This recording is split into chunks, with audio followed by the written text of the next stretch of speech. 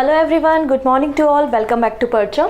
आज हम डिस्कस करने वाले हैं 6 एंड 7 ऑफ नवंबर के करंट अफेयर्स। तो आज हमें कुछ नए कैंपेन के बारे में बात करनी है जो 7 ऑफ नवंबर से शुरू हो रहे हैं। कौन सी स्कीम है जिसको एक्सटेंड किया है, हम उस स्कीम पर डिस्कशन करेंगे। और चाइना का जो बेल्ट एंड रोड इनिशिएटिव है उससे कौन सी कंट्री है जिसने एग्जिट लेने की बात की है और एग्जिट ले रहा है। इसके अलावा हम फसाई का एक नया इंडेक्स आया है, उस पर भी डिस्कशन करेंगे। तो काफ़ी कुछ नया सीखने को मिलेगा, जानने को मिलेगा। सो वीडियो को आप लास्ट तक देखेंगे। लास्ट में एक क्वेश्चन ऑफ द डे है जिसका आंसर आप हमें कमेंट सेक्शन में दे सकते हैं। इसके अलावा अगर आज के क्लास के करंट अफेयर्स की PDF आपको लेनी है तो परचम का टेलीग्राम है, टेलीग्राम को ज्वाइन करेंगे फ्री ऑफ कॉस्ट। वहाँ पर आपको हिंदी और इंग्लिश दोनों लैंग्वेज में PDF मिल जाएगी करंट अफेयर्स की। ओके, तो सेशन की शुरुआत करेंगे। सबसे पहले कुछ इंपॉर्टेंट डेज हम देख लेते हैं जो हम 6 एंड 7 ऑफ नवंबर को सेलिब्रेट कर रहे हैं। तो फर्स्ट है 6 ऑफ नवंबर। तो 6 नवंबर को हम सेलिब्रेट करते हैं international day for preventing exploitation of the environment in war and arm conflict. बहुत ही इंपॉर्टेंट डे है। तो मुझे तो लगता है कि आज के सिनेरियो में इस दिन को ज़रूर सेलिब्रेट करना चाहिए, क्योंकि भले वो रशिया और यूक्रेन का बैटल हो, वॉर हो, या फिर आपका हमास एंड इजराइल का वॉर हो, कोई भी वॉर होती है तो हम हमेशा काउंटिंग क्या करते हैं कि कितने इंसानों की जान गई। बिल्कुल इंसानों की जान इंपॉर्टेंट है, लेकिन हमारे लिए हमारा एनवायरनमेंट, वहाँ की बायोडाइवर्सिटी भी तो इम्पॉर्टेंट है। तो जब भी कोई कॉन्फ्लिक्ट होता है, वॉर होती है, तो काफ़ी ज़्यादा नुकसान होता है हमारे एनवायरनमेंट को। इसलिए international day for preventing the exploitation of the environment in war and arm conflict 6 of November को हर साल सेलिब्रेट किया जाता है। सिंस 2001 से हम इस दिन को सेलिब्रेट कर रहे हैं। थीम क्या है?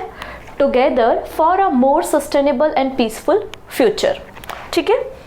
नेक्स्ट है 7 ऑफ नवंबर को हम सेलिब्रेट करते हैं इन्फेंट प्रोटेक्शन डे।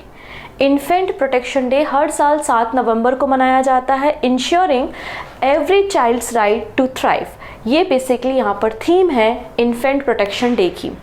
नेक्स्ट है नेशनल कैंसर अवेयरनेस डे। तो नेशनल कैंसर अवेयरनेस डे भी हम 7 ऑफ नवंबर को मनाते हैं।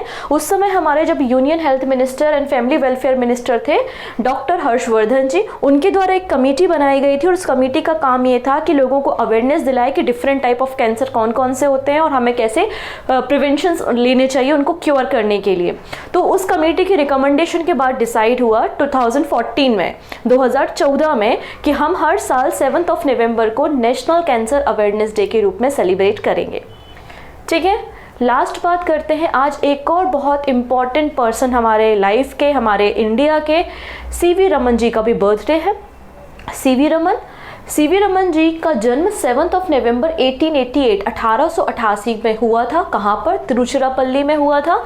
और आप लोगों ने रमन इफेक्ट के बारे में डेफिनेटली सुना होगा। रमन इफेक्ट के कारण ही CV रमन जी को 1930 में नोबेल प्राइज भी दिया गया था। तो फिजिक्स की फील्ड में नोबेल प्राइज भी CV रमन जी को दिया जा चुका है 1930 में, और इन्होंने रमन इफेक्ट को डिस्कवर किया था 28 फरवरी 1928 में। इसलिए हम साइंस डे भी 28 फरवरी को सेलिब्रेट करते हैं, क्योंकि उस दिन रमन इफेक्ट की डिस्कवरी हुई थी।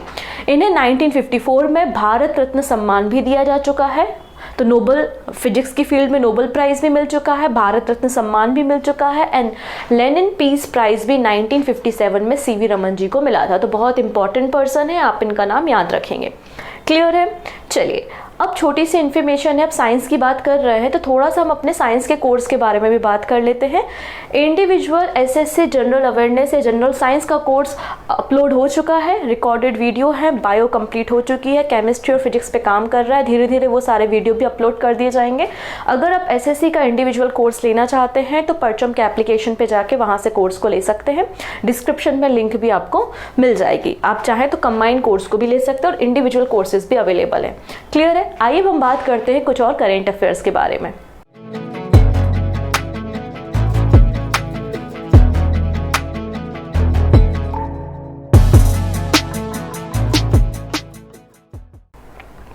तो फर्स्ट नंबर पे आज एक पर्सन न्यूज में है जिनका नाम है जस्टिस राजेंद्र मेनन। ये है जस्टिस राजेंद्र मेनन और इन्हें आर्म फोर्स ट्रिब्यूनल का वापस से चेयरमैन अपॉइंट कर दिया गया है। आइए इस कहानी को हम थोड़ा सा समझ लेते हैं। ठीक है। तो सबसे पहली बात, justice Rajendra Menon appointed as the chairman of arm force tribunal. Tribunal मतलब होता है प्राधिकरण, जैसे कि एनजीटी, आप लोगों ने नेशनल ग्रीन ट्रिब्यूनल के बारे में सुना होगा जो 2010 में बना था। तो जो मैटर्स होते हैं उनको सॉल्व करने के लिए, डिस्प्यूट्स को रिजॉल्व करने के लिए बेसिकली ट्रिब्यूनल्स बनाए जाते हैं।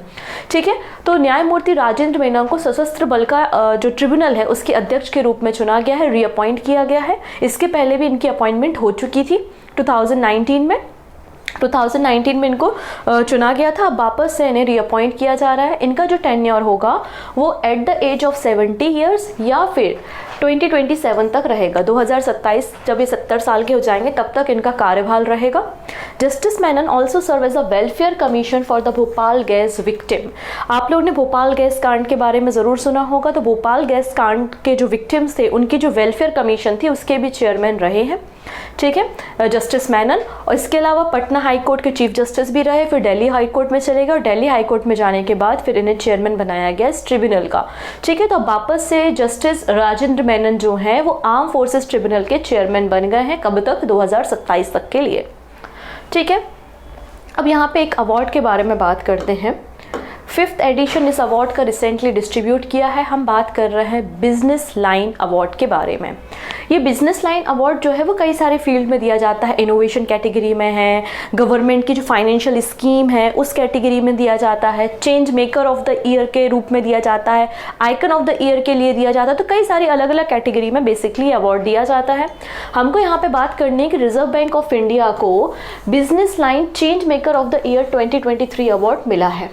तो हमारा डायरेक्टली क्वेश्चन ये बनेगा कि business line change maker of the year award 2023 किसे दिया गया? तो आंसर हो जाएगा RBI, reserve bank of India को दिया गया। शक्तिकांत दास जी जो कि गवर्नर है आरबीआई के प्रेजेंटली, उनके द्वारा इस अवार्ड को रिसीव किया गया।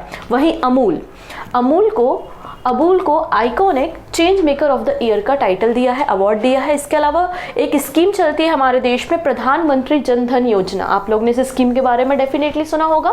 सो प्रधानमंत्री जन धन योजना को चेंज मेकर फाइनेंशियल ट्रांसफॉर्मेशन के लिए यहाँ अवार्ड दिया गया है। तो ये 3 इंपॉर्टेंट कैटेगरी मुझे समझ में आई, तो ये तीनों इंपॉर्टेंट कैटेगरी आप याद रख लेंगे। ठीक है, चलिए नेक्स्ट बात करते हैं। यहाँ पे हम वीमेंस एशियन चैंपियनशिप ट्रॉफी के बारे में। आप यहाँ पे देख सकते हैं इसका जो फाइनल मैच का वेन्यू था वो रांची था। तो इंडिया की जो टीम है, इंडिया की जो वीमेंस हॉकी टीम है, उन्होंने जापान को यहाँ पर हराकर वीमेंस एशियन चैंपियनशिप ट्रॉफी 2023 को अपने नाम किया है। ठीक है, तो इंडिया की वुमेन्स हॉकी टीम ने डिथ्रोन किया है जापान को और एशियन चैंपियनशिप जो ट्रॉफी है उसको यहाँ पे जीता है। पहली यहाँ पे ट्रॉफी भारत ने 2016 में जीती थी सिंगापुर को डिफीट करके। ठीक है, इसके पहले जो विजेता था वो जापान था। जापान ने 2 बार इस टाइटल को लिफ्ट किया है, 2013 में एंड 2021 में। तो फर्स्ट नंबर पे कौन आ गया? आंसर हो जाएगा इंडिया। किसको डिफीट किया? तो जापान को डिफीट किया। एंड थर्ड नंबर पे कौन हो जाएगा? तो चाइना बीट साउथ कोरिया। तो थर्ड नंबर पे हो गया आपका चाइना। ठीक है, तो ये आपकी हो गई यहाँ पे मेडल टैली, या तो कह सकते हैं कि ranking. Women's Asian championship trophy में फर्स्ट नंबर पे इंडिया, सेकंड नंबर पे जापान एंड थर्ड नंबर पे चाइना रहा है। कुछ और स्पोर्ट्स न्यूज़ हम देखेंगे। Bangladesh to host 24th Asian archery championship in 2024। जब किसी कंट्री, बेसिकली होता क्या, जो भी कंसर्निंग बॉडी या ऑर्गेनाइजेशन होता है उसमें अलग अलग कंट्रीज आती हैं, मीटिंग होती है इनकी और बिडिंग होती है। जो बिड जीतता है बेसिकली, और वो यहाँ पे अगले टूर्नामेंट्स को जो है वो होस्ट करता है, आयोजित करता है। तो उसी प्रकार यहाँ पर आप देखेंगे वर्ल्ड आर्चरी एशिया कांग्रेस की जो मीटिंग हुई थी, कॉन्फ्रेंस हुई थी, वो बैंकॉक थाईलैंड में हुई थी। और वहाँ पर सभी के सभी जो 24 मेंबर कंट्री हैं एशिया कॉन्टिनेंट के, जो पार्टिसिपेट इस कांग्रेस में किए थे, इस कॉन्फ्रेंस में किए थे, सभी लोगों ने यहाँ पे बिडिंग की। और बिडिंग किसने जीती? बांग्लादेश ने जीती। और बांग्लादेश जो है वो 24th एशियन आर्चरी चैंपियनशिप जो कि 2025 में होगा, 2025 में, उसको होस्ट करेगा, आयोजित करेगा। ठीक है, अगर हम इस साल के बारे में बात करें, मतलब हम 23rd नंबर के बारे में बात करें, तो 23rd नंबर की जो एशियन आर्चरी चैंपियनशिप है वो 5 नवंबर से शुरू हुई है बैंकॉक थाईलैंड में। ठीक है, 2025 में बांग्लादेश होस्ट करेगा।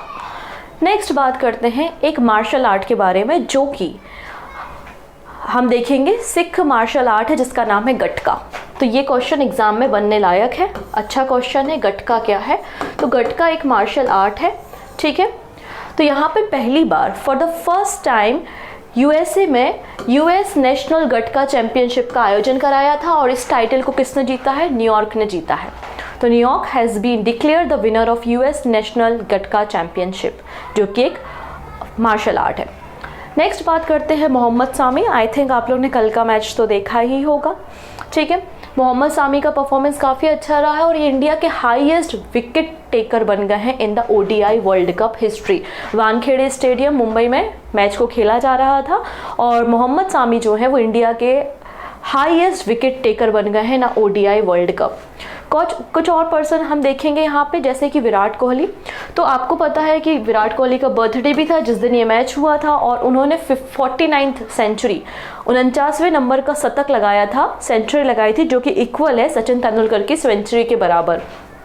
तो विराट कोहली का जो यहाँ पे नंबर है वो इक्वल हो चुका है सचिन तेंदुलकर के बराबर, highest number of 49 century in the one day international. तो ओडीआई में सबसे ज़्यादा शतक लगाने का रिकॉर्ड सचिन तेंदुलकर जी के पास था और अब इक्वल हो चुके हैं विराट कोहली, ठीक है। नेक्स्ट बात करेंगे, ये इसरो के चीफ आपको दिखाई दे रहे हैं और इनकी एक ऑटोबायोग्राफी, इनकी आत्मकथा आने वाली थी जिसका नाम था निलावु कुदीचा सिम्हंगल, जिसको हम ट्रांसलेट कर सकते हैं Lions that drank the moonlight. अब इन्होंने कुछ डिस्प्यूट्स के कारण विथड्रॉ कर दिया और अपने ऑटोबायोग्राफी को भी रिलीज नहीं कर रहे हैं।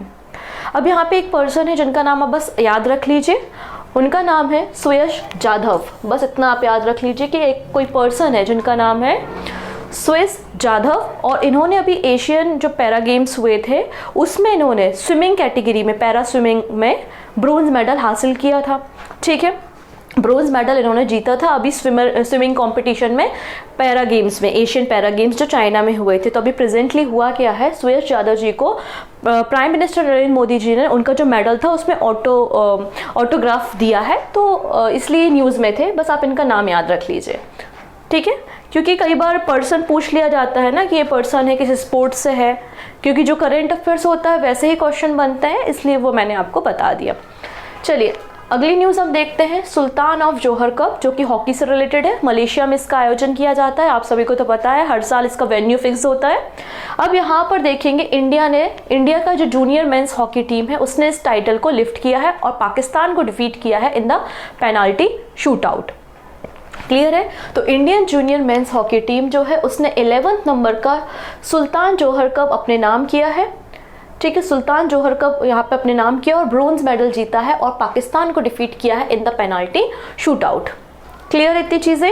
The Indian junior men's hockey team won the final of sultan of Johar cup 2022। 2022 में हमने फाइनल जीता था और ऑस्ट्रेलिया को डिफीट किया था, ठीक है। ये हमारा 3rd नंबर का टाइटल है, ये हमारा 3rd नंबर का टाइटल है। जो 11th नंबर का सुल्तान ऑफ जोहर कप हुआ था वो मलेशिया में हुआ था 27 अक्टूबर से लेकर 4 नवंबर के बीच में। हर साल इसमें 6 टीम पार्टिसिपेट करती थी, लेकिन इस साल 8 टीम ने यहाँ पे पार्टिसिपेट किया है, ठीक है। इतनी चीज़ें। और अब आने वाले समय में हमारे जो जूनियर मेंस हॉकी टीम है उसके कप्तान है उत्तम सिंह। तो आने वाले समय में जो जूनियर हॉकी वर्ल्ड कप होगा कुआलालंपुर में, FIH junior world cup Kuala Lumpur में 5 से लेकर 16 दिसंबर 2023 में, तो हमारी हॉकी टीम को लीड कौन करेंगे, जूनियर टीम को, तो उत्तम सिंह करेंगे। तो बेसिकली हमको ये वाली लाइन याद रखनी है, the Indian junior men's hockey team won the bronze medal by the defeating Pakistan in the penalty shootout at the 11th Sultan of Johar cup. चलिए अगले पर्सन जो न्यूज़ में उनके बारे में बात करते हैं, ये है सुरेंद्र अधाना, ठीक है।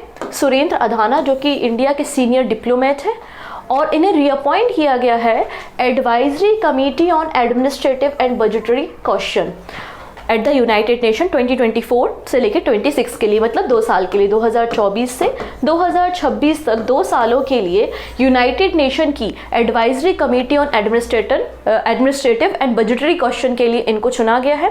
बेसिकली जो कमेटी होती है इसमें 21 मेंबर होते हैं। इस कमेटी में कितने मेंबर होते हैं, 21 मेंबर होते हैं और जो मेंबर होते हैं वो 3 इयर्स के लिए, 3 साल के टर्म के लिए बेसिकली इनको चुना जाता है और इस तरीके से लोगों का सिलेक्शन होता है कि पूरे के पूरे वर्ल्ड के जोग्राफिकल एरिया को ये कवर करे।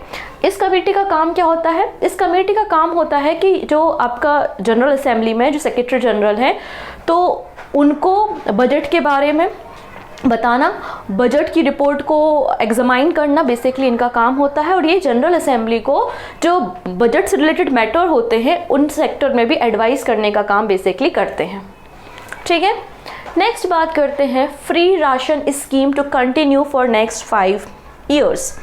अब बात करते हैं हम थोड़ा पहले, जब कोविड-19 चल रहा था। कोविड-19 जब चल रहा था तब मार्च 2020 में, मार्च 2020 में गवर्नमेंट ऑफ इंडिया ने एक स्कीम लॉन्च की थी जिसका नाम क्या था, प्रधानमंत्री गरीब कल्याण अन्न योजना। इसको हमने पहले 3 महीने के लिए, फिर 6 महीने के लिए, इस तरीके से फर्दर हमने लगभग 6 टाइम इसका एक्सटेंशन किया है।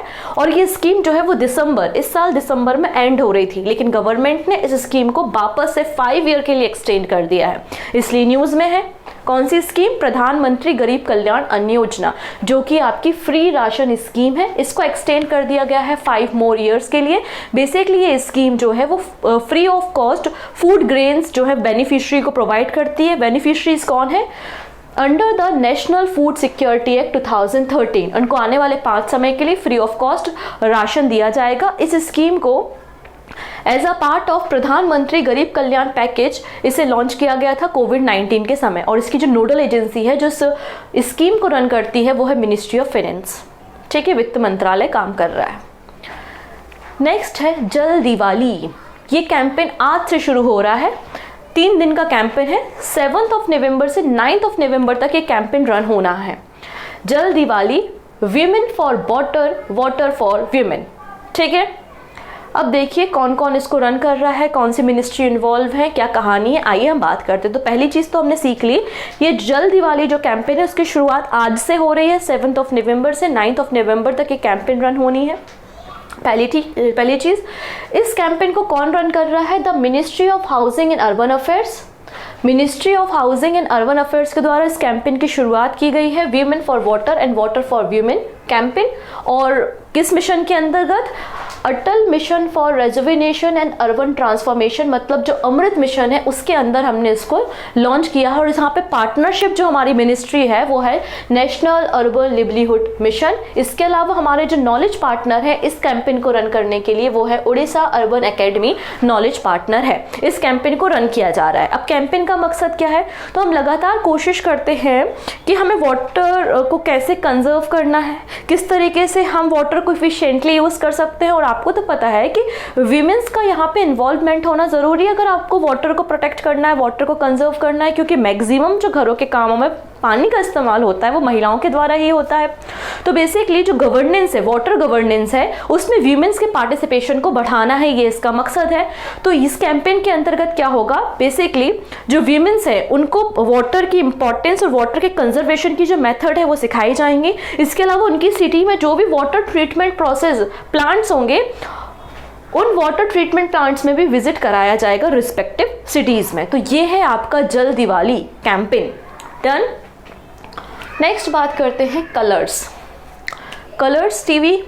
इन्होंने ज्वाइन किया है बेटी बचाओ बेटी पढ़ाओ कैंपेन को। बेसिकली जो बेटी बचाओ बेटी पढ़ाओ कैंपेन है जो कि लोगों को जागरूक करता है अबाउट द वीमेन चाइल्ड के बारे में कि उनको एडुकेट करो, उनको शिक्षा दो। तो बेटी बचाओ बेटी पढ़ाओ कैंपेन को ज्वाइन किसने किया है, कलर्स एंटरटेनमेंट चैनल ने किया है। किसके साथ यहाँ पे कोलैबोरेशन किया है, with the ministry of women and child development to support the Beti Bachao Beti Padhao अभियान, जिसका मकसद यही होगा कि किस तरीके से हम यहाँ पे वीमेंस में, मतलब जो चाइल्ड सेक्स रेशियो है, वीमेंस का जो रेशियो है हमारी कंट्री में, उसको कैसे इम्प्रूव हम कर सकते हैं, ये यहाँ पे है। इसके अलावा एक यहाँ पे आप देखेंगे इस कैंपेन के अंदर एक कलर्स टीवी के द्वारा एक हेल्पलाइन नंबर भी जारी किया गया है। हेल्पलाइन नंबर है 1098, ठीक है। एक नया शो जो आ रहा है कलर्स पे, डोरी, उसी के अंतर्गत यहाँ पे बेटी बचाओ बेटी पढ़ाओ कैंपेन को जो है प्रमोट किया जा रहा है। इस स्कीम के बारे में बात करते हैं। जनवरी 2015 इसको लिखेंगे वेरी वेरी इंपॉर्टेंट, ठीक है।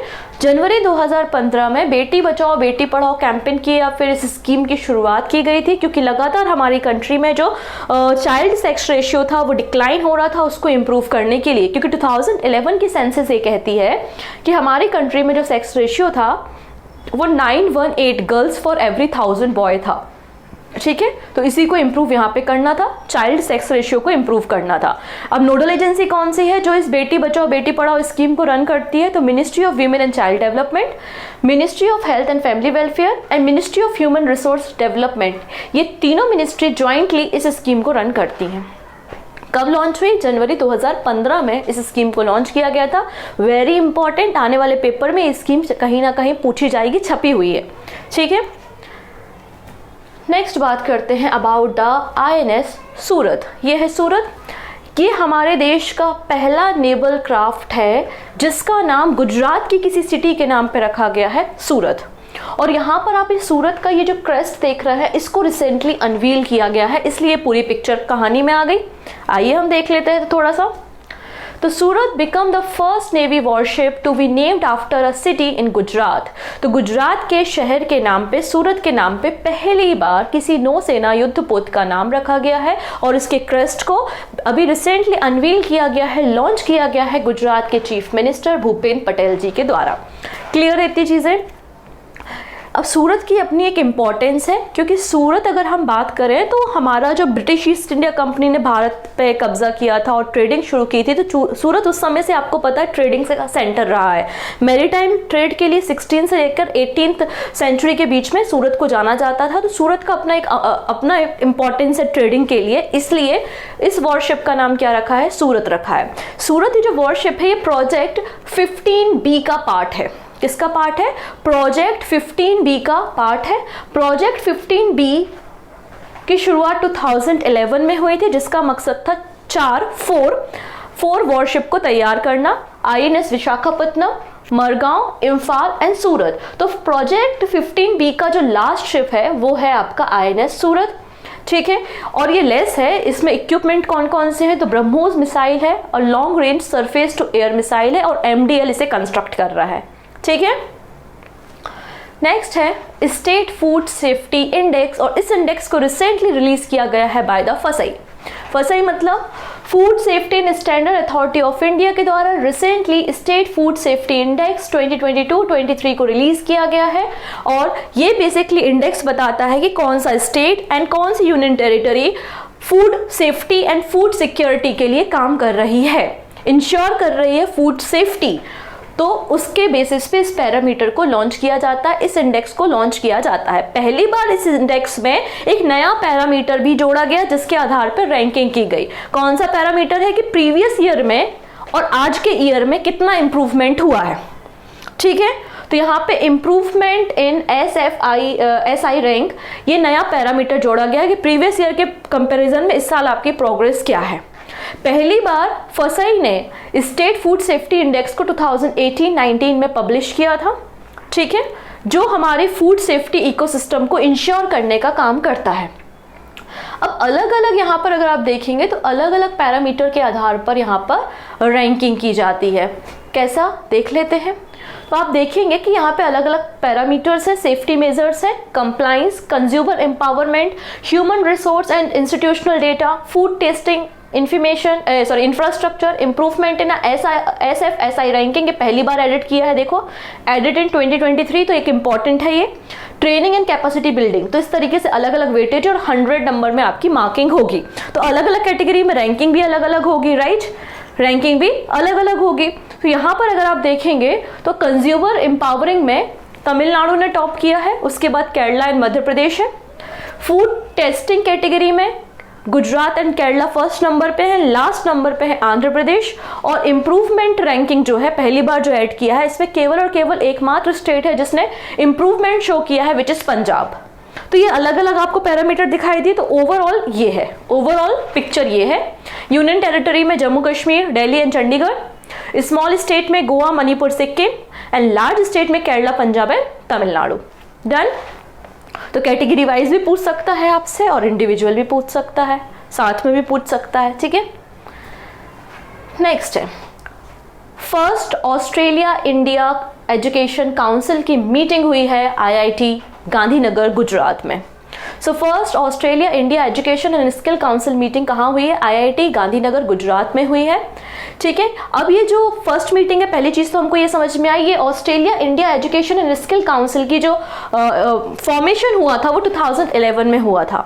2011 में इसका फॉर्मेशन, इस बॉडी का फॉर्मेशन हुआ था, लेकिन मीटिंग पहली बार हो रही है IIT गांधीनगर गुजरात में मीटिंग हो रही है। और इसका मकसद क्या है? मकसद है कि दोनों अपने जो रिसर्च वर्क है एक दूसरे के साथ शेयर करें, एक दूसरे की रिसर्च वर्क में हेल्प करें और एजुकेशन सिस्टम को कैसे इंप्रूव कर सकते हैं, क्या गाइडलाइंस इशू करनी चाहिए और क्या हमें नए डायरेक्शंस की ज़रूरत है एजुकेशन सेक्टर में, उसके लिए मीटिंग बेसिकली होती है। ठीक है, नेक्स्ट है, अब यहाँ पर ये जो एक्ट है वो न्यूज़ में है। न्यूज़ में क्यों है, क्या है, इस बात से हमें कोई लेना देना नहीं, एग्जाम में नहीं पूछेगा। न्यूज़ में है, यही आपके लिए इंपॉर्टेंट न्यूज़ है। ठीक है, सिंपल सी बात।